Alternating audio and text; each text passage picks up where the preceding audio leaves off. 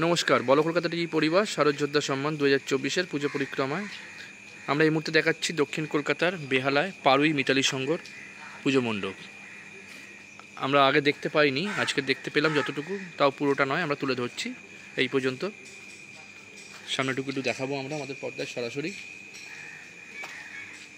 বাকিটা দেখানো সম্ভব হচ্ছে না কারণ এখনো পর্যন্ত কমপ্লিট নয়, আমরা ঢুকতে পারছি না। আমাদের দক্ষিণ কলকাতায় আজকে শেষ দিনে আমরা পারুই মিতালি সংঘকে তুলে ধরছি আমাদের পর্দায়।